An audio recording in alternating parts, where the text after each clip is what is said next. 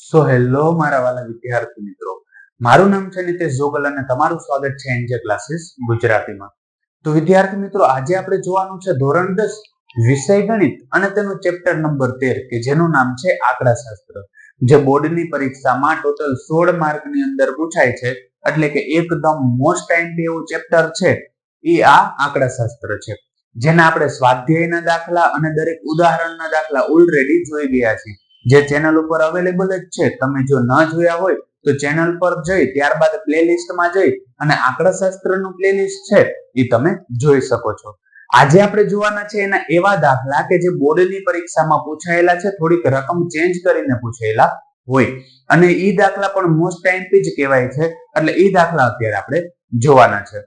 જે આ દાખલો છે એમાં એવી રકમ આપેલી છે કે એક વર્ગીકૃત માહિતી માટે પ્રચલિત સંકેતોમાં L બરાબર 40, H બરાબર 15, F1 બરાબર 7, F0 બરાબર 3 તથા F2 બરાબર 6 હોય તો માહિતીનો બહુલક શોધો.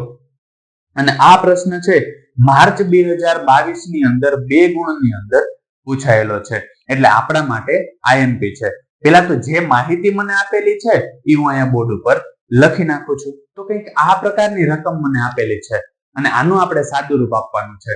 તો પહેલા તો જોઈએ તો આમાં મારે બહુલક શોધવાનો છે, એટલે કે Z શોધવાનો છે.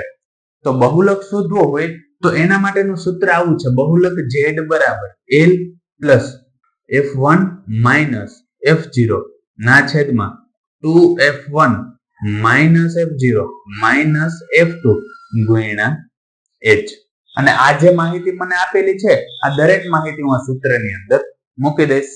તો જો સાદું રૂપ આપીએ તો L ની જગ્યાએ કિંમત આપેલી છે 40 પ્લસ F1 બરાબર કેટલા આપ્યા છે 7 માઇનસ F0 બરાબર કેટલા આપ્યા છે, તો જો F0 બરાબર આપેલા છે 3 ના છેદમાં 2 ગુણ્યા F1 બરાબર કેટલા આપેલા હતા 7 માઇનસ F0 બરાબર આપેલા છે 3 અને માઇનસ F2 બરાબર કેટલા આપેલા છે 6 અને ગુણ્યા H, તો H બરાબર આપેલા છે 15. હવે આપણે આનું સાદું રૂપ આપીએ તો પહેલા તો જે આ પદ હતું એને એમને એમ રાખું છું, એટલે અહીંયા લખું છું 40 પ્લસ 7 માંથી 3 જાય તો કેટલા વધે છે 4 એના છેદમાં 7 દુ કેટલા થશે 14.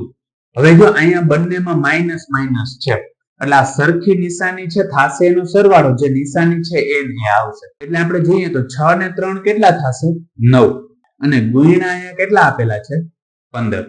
હવે આનું આપણે સાદું રૂપ આપીએ તો શું થશે 40 પ્લસ 4 અને છેદમાં 14 માંથી 9 બાદ કરીએ તો કેટલા આવશે 5 અને હજી અહીંયા આપણે ગુણ્યા કરીએ તો ગુણ્યા કેટલા આપેલા હતા 15. હવે 5 તેરી કેટલા થાય 15 થાય. આનું આપણે સાદું રૂપ આપીએ તો શું થશે કે 40 પ્લસ 4 ગુણ્યા કેટલા જોવા મળશે 3, એટલે લખી નાખું 4 ગુણ્યા 3. સાદું રૂપ આપીએ તો શું થાય 40 પ્લસ 4 તેરી કેટલા થશે 12, એટલે 40 પ્લસ કેટલા કરવાના છે 12, તો 40 ને 12 આપણે કરી તો કેટલા જોવા મળશે 52. એટલે કે Z બરાબર મને કેટલા જોવા મળે છે 52. તો વિદ્યાર્થી મિત્રો, આજ માટે બસ એટલું જ.